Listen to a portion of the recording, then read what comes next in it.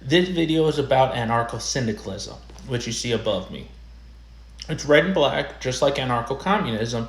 However, the difference is there's a gear with a torch and a hammer in it. Now we can go into a little bit about just what anarcho-syndicalism is. Anarcho-syndicalism is a fascinating political philosophy rooted in worker empowerment and direct democracy, but like any ideology, it has its strengths and challenges. Now let's explore the pros and cons of anarcho-syndicalism.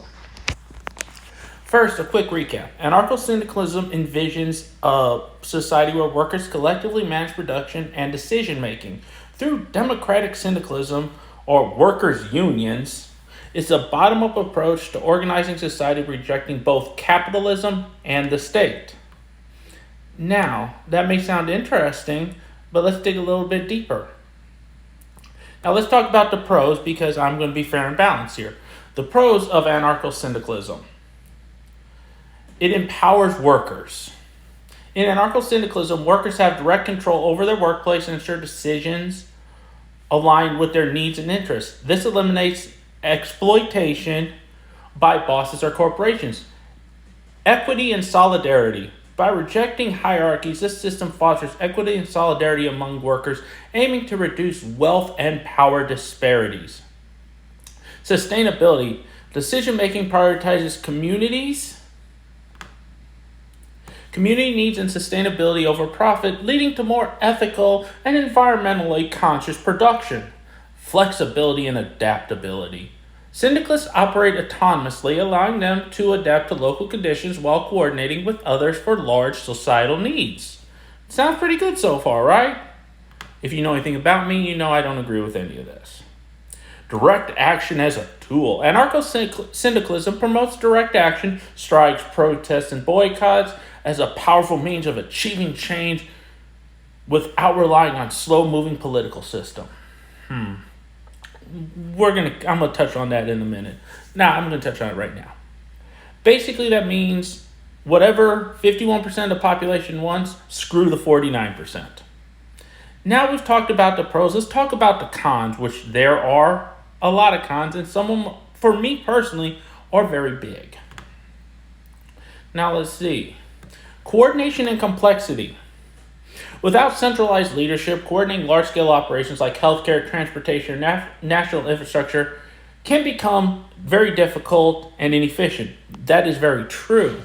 I mean, look, there have been anarcho-communist coffee shops and delis, and they have democratized it, and it's closed within a year because it's not sustainable, even at a small level.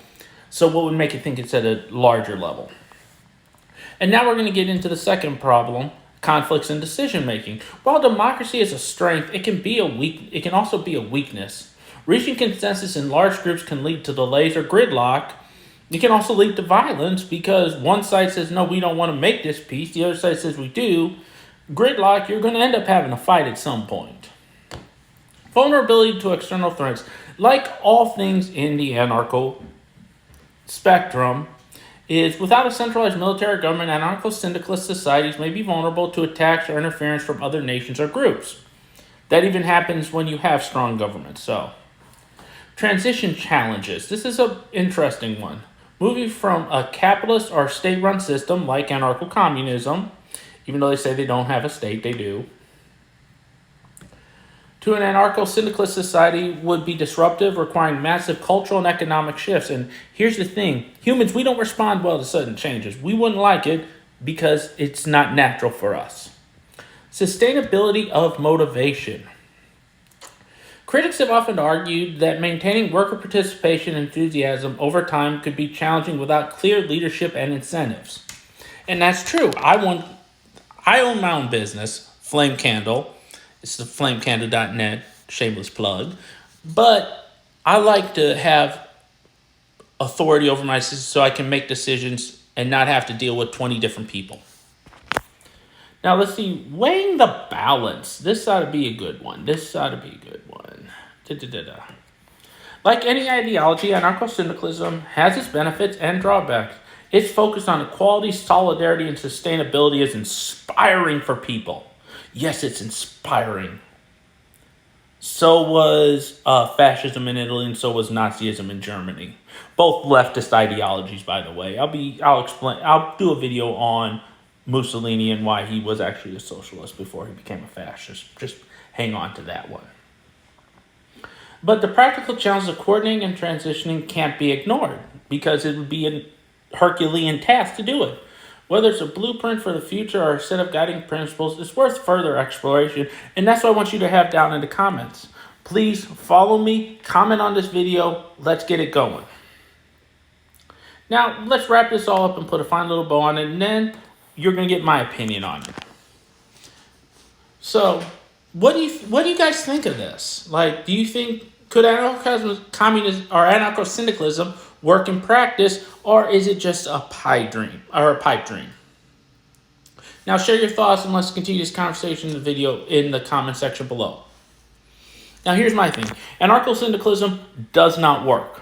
It never will work because we as humans love hierarchical structures. That's what we thrive in. We thrive in structure. I am a business owner. Do I have structure? Yes, but my structure, no one imposes it upon me. I impose it upon myself because it's what I want to do. So most humans need a societal structure because I'll give you a great example. I sell candles, flamecandle.net. Just selling candles is difficult because I have to deal with marketing, all this stuff. But if my candles are price point wrong and no one likes them, they're not going to buy them. And it doesn't matter at the end of the day because everyone has their own self-interest. And that's where I'm at in my life. I'm 40, going to be 41 soon. I believe in self-interest. I believe in letting people be self-interested because at the end of the day, when everyone's in their self-interest, you're going to find who you align with. You're not forced to be part of something you don't really want to be a part of. And that's all authoritarianism is. It's just forcing you to be part of something you don't really want to be a part of. So, hope you enjoyed this video. I'm going to come back with another one tomorrow. Have a great day.